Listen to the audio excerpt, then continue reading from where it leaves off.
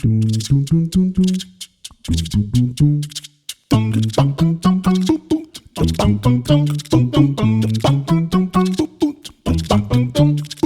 everyone, welcome back to VLSI for All.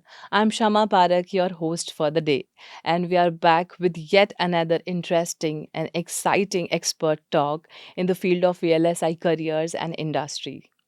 We are honored to have our guest Vinayakam Subramanian, Director Application Engineering at Ansys. Vinayakam has over 18 years of experience in the field of electronic design automation, and he loves to explore multiphysics challenges across domains. And currently he is focusing on dynamic voltage drop impact on full chip on the timing paths.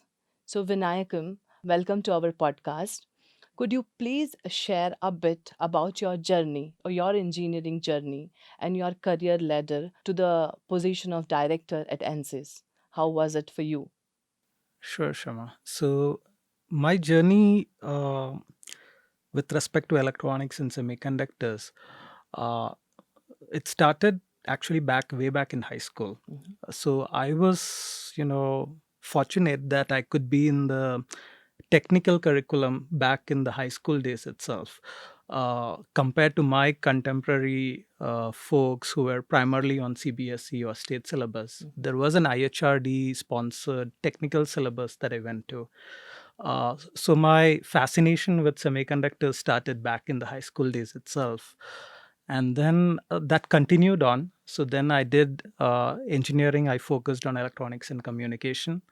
And then, of course, during the last year, I chose electives that were focused on VLSI and ESSEC. Mhm. And I was fortunate to be placed into the Apache design software at that time. It was a startup focusing on the EDA. I joined back in 2006. And then I started as an individual contributor, of course, as a newbie application engineer, Mhm. focusing on dynamic voltage drop simulation. So I built up my technical expertise, learning the domains. And over the years, I expanded my role into leading and mentoring other people. And then over time, I got into a people leader role. Mhm. During this time, Apache Design was also acquired by Ansys. Mhm. So initially, I was focusing on the single physics simulation, which was dynamic voltage drop. Over time, with the acquisition of Ansys, my expertise expanded to multiple domains, from dynamic voltage drop into impact and timing, into on-chip electromagnetics, and a variety of domains in that sense. So currently, I'm leading a team of people. Mhm. So my focus is on building high performance teams who can support and work on a wide variety of our semiconductor portfolio products and help our customers achieve their engineering goals.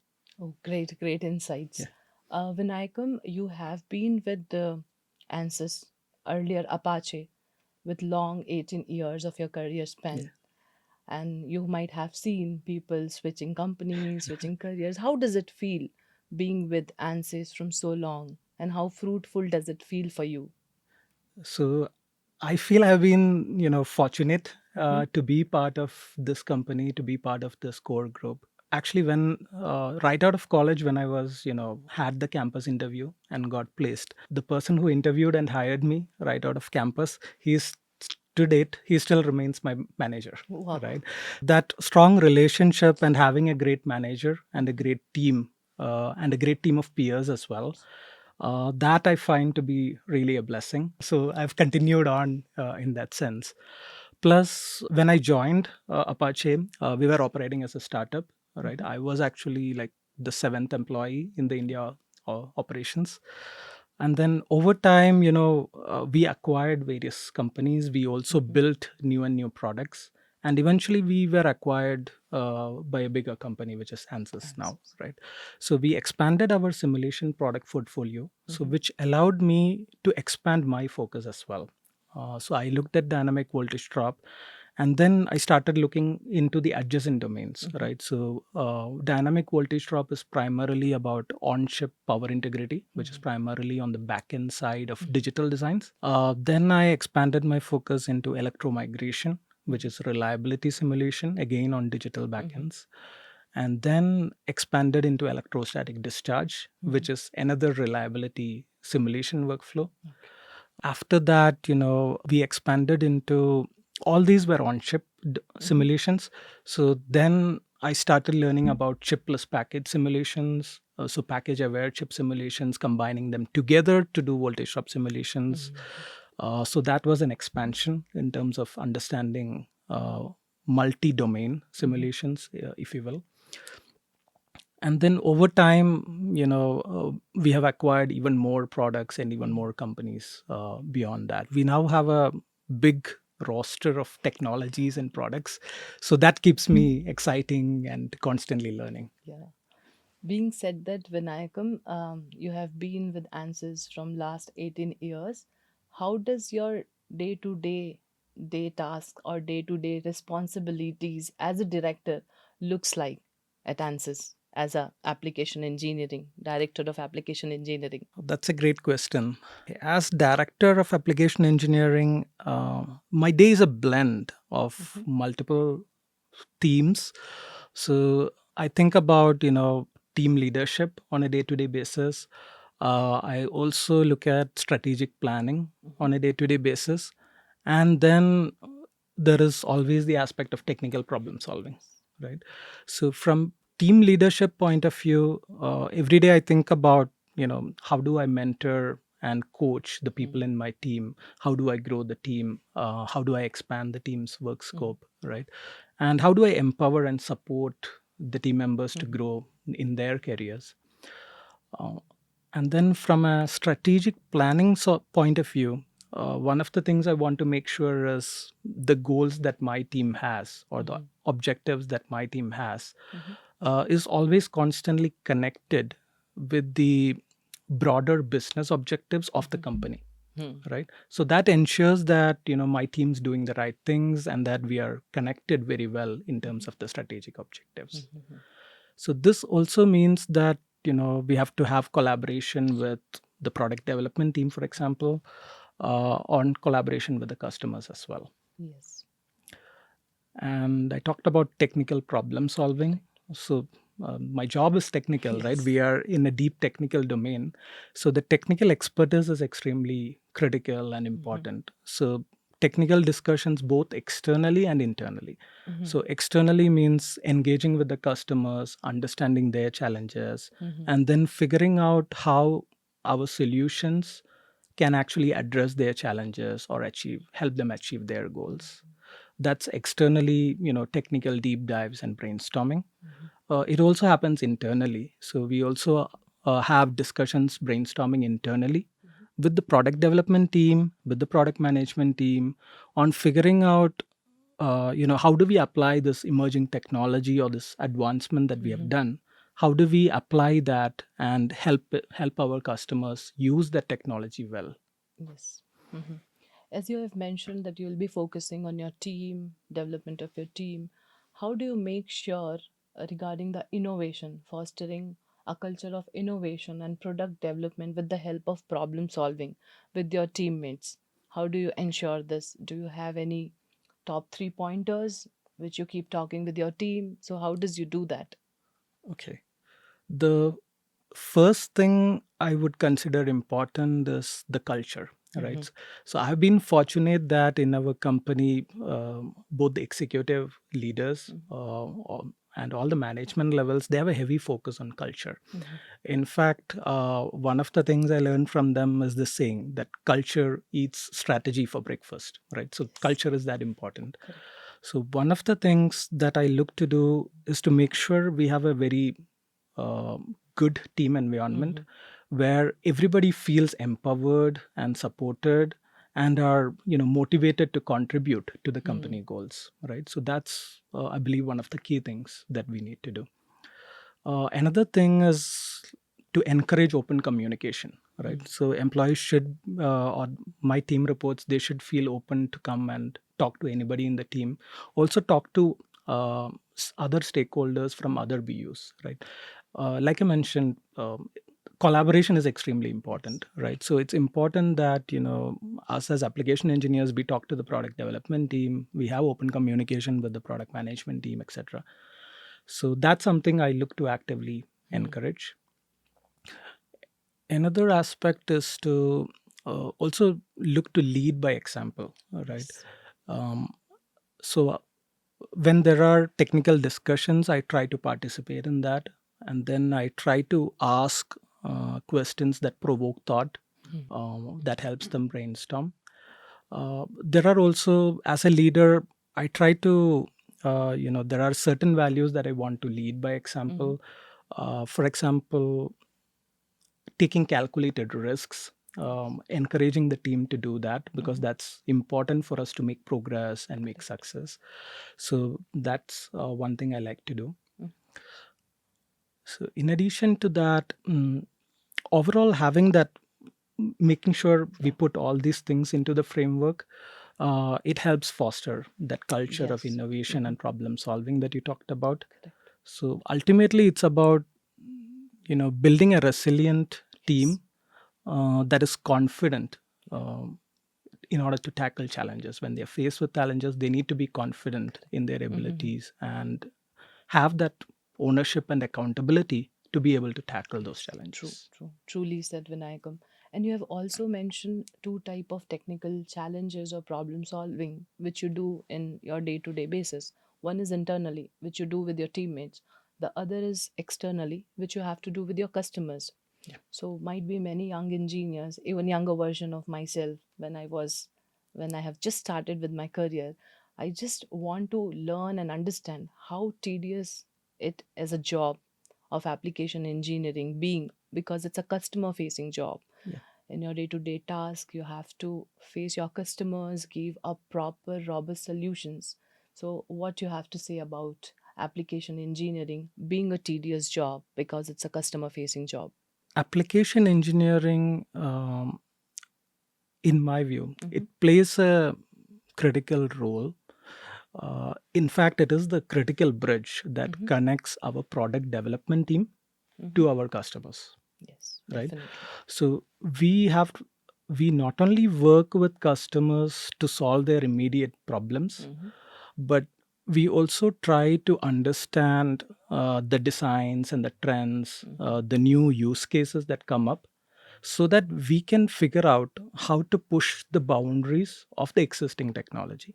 So that's an important aspect of the application engineering role. Now, in addition to that, one of the, if you look at the term application engineering, right? When I started as an application engineer and I was in this voltage drop domain, so what was fascinating to me is that I was actually applying all the knowledge or all the subjects that I learned during my engineering discipline. So, for example, if it's voltage drop simulation, one of the things we need to do is, of course, naturally solve for Kirchhoff's voltage laws, right, which comes from the network theory subject that we learned in, college. Another aspect is, from a voltage drop point of view, is figuring out, once you have the currents and the impedance values, you have to solve them together, right? That's a matrix operation. So that relates to the matrix theory that we learned back in college. We also have inductance extraction on chip, uh, which is based on electromagnetic fields. Right, so that relates to electromagnetic theory that we learned in college. So that's something I find very insightful and also fascinating, because I'm directly applying the knowledge that I learned, and that's exactly what the name itself of the job title Application comes in, engineering. application engineering. So that I feel is really, that's been really fascinating for me. And over time, I've also, in addition to voltage drop analysis, recently my focus has been on RTL power analysis, actually.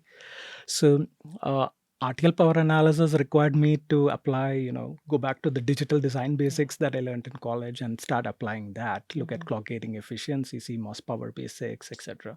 right? So that way I feel that it's very rewarding that what I learned I'm relearning, applying, and then generating that additional knowledge or becoming wise. So that's something I really love about the application engineering job. Another aspect, when you look at it from a company point of view, right? uh, Application engineering, the AE role is actually the critical feedback loop for the product development team. So as AEs, the product development team, they create the products they develop, of course, right? But the application engineering role or team is the one that provides the feedback in terms of saying, okay, we should not make sure the products are not only technologically advanced, but they are also practical, they are also user friendly, and they are aligned with that market demand. So that feedback loop, the backbone of that is the application engineering team. And that feedback loop is what helps the company stay ahead of its competition. So that way, I feel the application engineering role is very critical, and it will continue to be. So I would say with your answer, it has changed my perception too. But I should not see it as a tedious but a critical role, combining all the domains, Yeah. having a proper understanding, a clear understanding of all the domains, so that you can apply all the knowledge in the role of application engineering. Yeah. And another aspect to it is, you talked about the customer facing role and Yes, customer yes. focused role, right? Uh, that's actually very interesting. Mhm. It's when in my role, when I look at it from a physics simulation point of view, ultimately what I'm doing from an EDA perspective is to look at it, is to model a particular analysis Yes. and then simulate that, right, prior to manufacturing. So, in order to do that, I have to understand what the industry is doing, right? What are the different trends? So I may be working with, let's say, a consumer electronics company, which may be designing a smartphone chip or an IoT chip. Or I may be working with a hyperscaler company that may be designing an HPC chip or a data center chip. Uh, so I get to see the entire market, the entire spectrum, and then figure out solutions that will work and help the entire industry. So that way, it has a very global impact in terms of the work that we do. It's not limited to one particular design or one particular application. Correct. And you have also mentioned about single physics challenges, and you have talked about multi-physics challenges, that you love solving Yeah. multi-physics challenges across the domains. So can you give us some more insight on what actually is multi-physics challenges, and what approach do you take to solve those challenges? What I mean by single physics was multi-physics. Um, Actually, let me relate that to how my career evolved, right? So when I started my career, I was focusing on voltage drop simulation, which is primarily an electrical simulation, right? So you are solving Kirchhoff's voltage laws, you are solving matrix theory. So that's primarily network theory and RLCs that you're talking about. But now, as designs have advanced, there are more simulation challenges that designs face today. An example is thermal.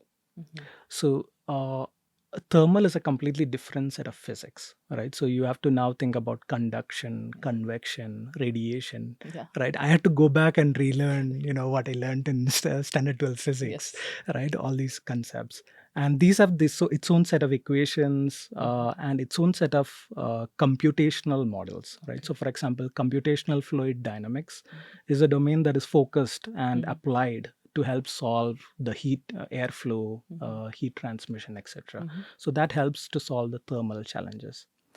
Uh, and so I started with the single physics. Now, I have to understand other physics as well. So that's where, we use the term multi-physics, because we need, as any chip consumes more and more power, it also generates more and more heat. So it's no longer, we cannot just limit ourselves to just looking at power. We also have to look at thermal. So now it becomes multi-physics. So it became from single physics to two physics. But then it also, we see it evolving even into mechanical. So A recent mega trend in the semiconductor industry is 3D ICs, right? Yes. Or 2.5D ICs, where all the dies are stacked on top of each other.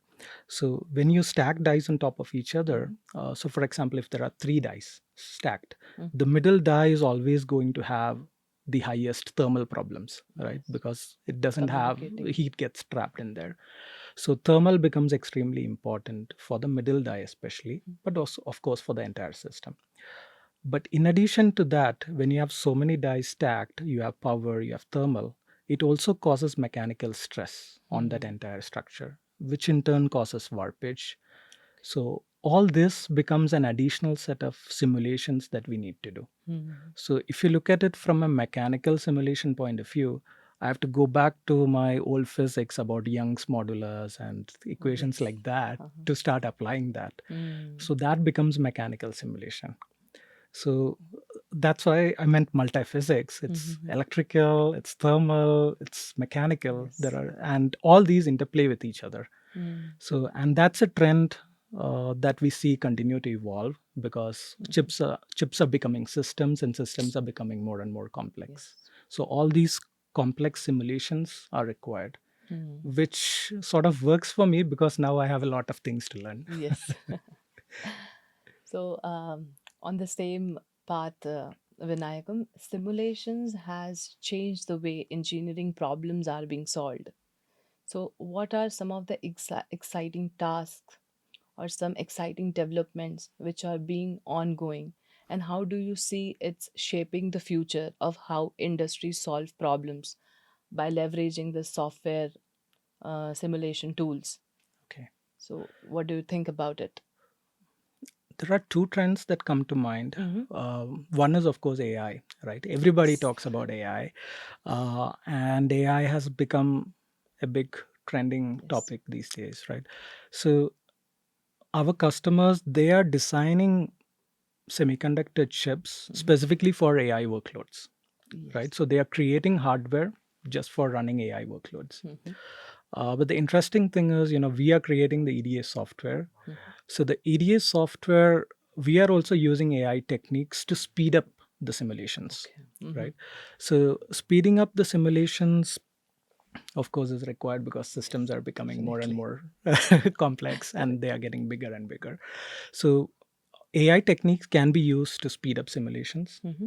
Another aspect is to look at providing assistance or a chatbot Ah, service, yes. right? Because our simulations are so complex and the domain has so many inputs, so many outputs, and so many computations happening. Uh, we are trying to use Gen AI to help new users come and understand our domain, help be able to run simulations. So, in a way, it can help to democratize the simulation, right? Give the power of simulation to many more engineers than exists today. So that could be one another use of AI. Okay. You have talked about EDA, which is electronic design automation tools. Can you help our audience or our viewers understand what exactly EDA is and how does it help all the product-based companies to make progress or to achieve the kind of um, power related and area critical things which they want to achieve via their chip? So how does this ADA tools plays a vital role and what EDA exactly is? If you look at VLSI designs, Mm. there are billions and billions of transistors, right? Yes. And so many metal layers, and all of them, mm, it's an entirely complex system. So it cannot be drawn or done by hand. It Mm. cannot be done manually. You need automation to design any semiconductor chip, Yes. right? Because of that level of complexity in terms of just the layout implementation. Mhm. So that's where EDA tools come in. They help design from architecture down to the final layout till Mm. post manufacturing, right?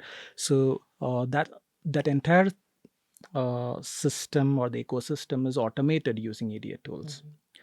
Now, specifically, the domain that I work on is on the simulation side, not on the implementation, but on simulating the designs and making sure power integrity is okay, it works reliably, It will work for this much lifetime Mhm. reliably. So from a simulation point of view, I talked about voltage drop simulation. Mhm. So it involves a lot of focused effort in order to build a tool that can accurately and fastly Hmm. capture dynamic voltage drop on a multi-billion transistor or a big size SoC. So that requires focused innovation, focused development, focused application engineering effort, and Mhm. that's where the EDAT, electronic design automation, comes in. So we identify what's required, right, Mhm. from a simulation point of view, from a modeling point of view, and we build those engines, we Okay. build the solvers, and then we figure out what is the best way to define the workflow and the methodology. Mhm. And then we work with the customers to help deploy that methodology. Mhm. So when I started my career in voltage drop, most of our customers were running just the static voltage drop Okay. as Mhm. analysis. So static voltage drop means that it would just be a DC current and then resistive network, right? But in reality, the chip's current actually varies with time, right? And Hmm. it's not just R. There is L in it. There is C in it, Yes. right? So when I started, we actually had a dynamic voltage drop simulation Mhm. engine, and then we were helping our customers adopt that, right? So today, when I started, people were not even did not even think that it was important enough at that time. They were only running static. But fast forward to today, dynamic voltage drop is now the industry standard Mhm. sign off. Every semiconductor chip that is designed Mhm. mandatorily has dynamic voltage drop simulation signed off prior to Okay. manufacturing. Mhm. So that future thinking in terms of what's required, what are the upcoming challenges, Mhm. and how do you model and how do you simulate for those upcoming challenges, Mhm. that's for me, that's fascinating in the EDA world. Vinayakam, how do you transition your role from an individual contributor to a people leader role, and how was your experience? I started as the individual contributor. At that time, I was focusing on building the technical expertise in my domain, right?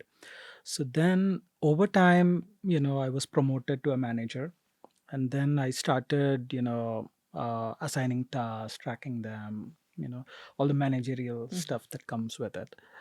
But then during my early managerial years, I did have a crisis of confidence. I wasn't sure whether I was fit for being a manager or not. So at that time, I had a conversation with my boss, Mhm. right? So he was very helpful. He guided me uh, to this book uh, called The Servant. It's written by an author named James Hunter. That book talks about a leadership story about a person who was in a corporate job but got you know couldn't do much in leadership, Mhm. but then comes to a monk, Okay. and then he has a discussion with him. The core message of that book was servant leadership, which is leadership in service of others. So Mhm. that was a big paradigm shift for me.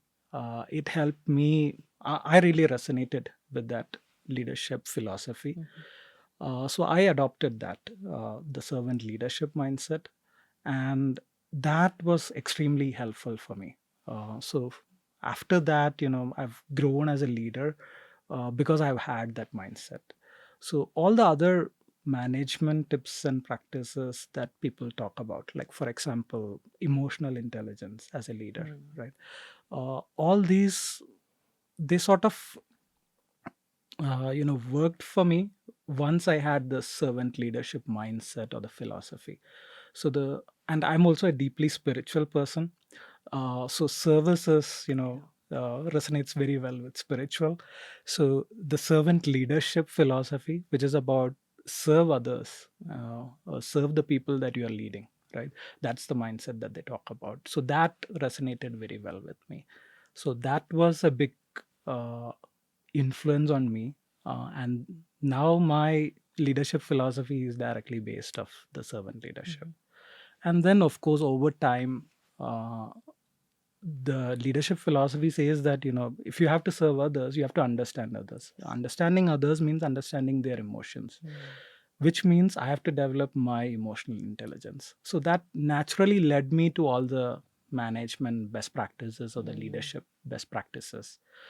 It also helped me understand that, if I'm serving the people in my team, which means I have to empower them, I have to enable them to grow, which enable me to delegate more, right? Which enable me to give them more autonomy in their tasks, and that helped them grow. And it also helped me because my time was freed, that I could think more on the strategic planning side, etc. So it worked both ways, and that again, helped me grow as a leader. Another aspect that I found helpful is looking at collaboration, right? As a leader, we want to encourage collaboration among the teams. And especially, like I mentioned, application engineering role, collaboration is critical for our success. So we collaborate internally, collaborate externally. So as a leader, I can figure out, okay, this person can collaborate with these persons. And then I sort of help arrange tasks or assign tasks that helps foster that collaboration. So these things have helped me evolve as a people leader. And these are things that I learned. So leadership, while I read many books, this particular book was really helpful in terms of, figuring out my leadership philosophy, and then adding best practices, over time. It's always a constant learning in terms of understanding how to mentor other people, how to coach, how to guide, how to be an ally to engineers, right? So in a way, I'm sort of giving back. I've become a leader. I am in a position of power, and to quote Spider-Man, the phrase, right? With great power comes great responsibility. So I feel that I'm responsible to empower others, right? So that mindset helps me automatically figure out what other things I need to do. Great, great. I must go back and read this book for sure. The Servant by James James Hunter, Hunter, even yeah. for our audience also. I'm rephrasing and reiterating this book, The Servant by James Hunter. So, yeah, I just love this concept which you just mentioned, leadership in the service of others. And it creates a win win situation, as Yeah, you just mentioned. So, Vinayakam, great, great. I just loved whatever you have just yeah, thank explained. you. And on the same lines, I would like to explain you to our audience or aspiring engineers who are aspiring for AE roles, like what they should focus on, what they should focus on bit more. So, what advice do you give to them? My advice would be, be passionate about Mm-hmm. what you're doing or what you want to do. Uh, because, we spend a lot of time at work, Yeah. right? A lot of hours at work. So it has to be meaningful to you as well. And you have to be passionate about it. Uh, and meaningful and purpose in the sense, it should resonate with your why. So there is this TED talk that Mm-hmm. Simon Sinek does called Start with Why. Ah, Uh, yes. so if you know the why, you will figure out the what and the how. But if you don't know the why, then you won't figure out the rest. Mm-hmm. So that's something that again has resonated with me. So it's, you know, my advice would be passionate about what Mm-hmm. you're doing, and make sure you resonate with that purpose or the meaning, right? So I like engineering simulation, right? And I feel that that really helps. Simulation really helps predict the reality. Mm-hmm. It helps solve engineering problems, and that's why I do what I do. Yeah. So that really, having that solid why Mm. really helps you have a big foundation on which you can really build on. Yes. So that would be my advice. Whatever domain you are interested Mm-hmm. in, have learn about it, be passionate about it, and also the growth mindset, right? Some people, uh, who have worked on, let's say, only on the chip side, right? They feel that package is a completely different domain and that Mm. they would never learn it. But uh, that's what is called a fixed mindset. Mm. There is a book called Mindset by Mm. Carol Dweck,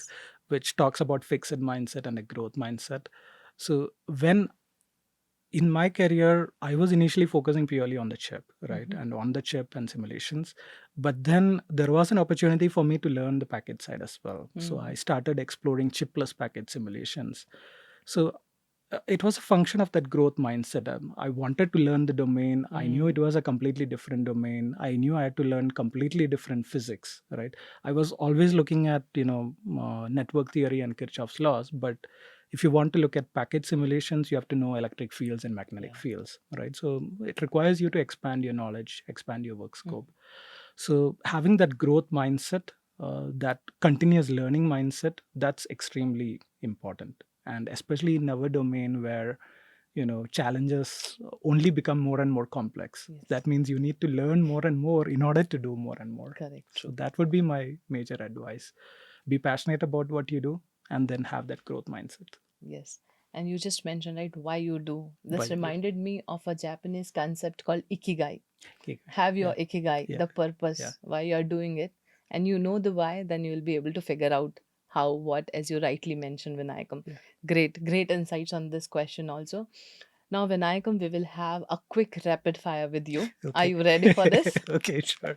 Go ahead. Okay, shall I start? Yeah. Let's have a quick rapid fire with Vinayakam.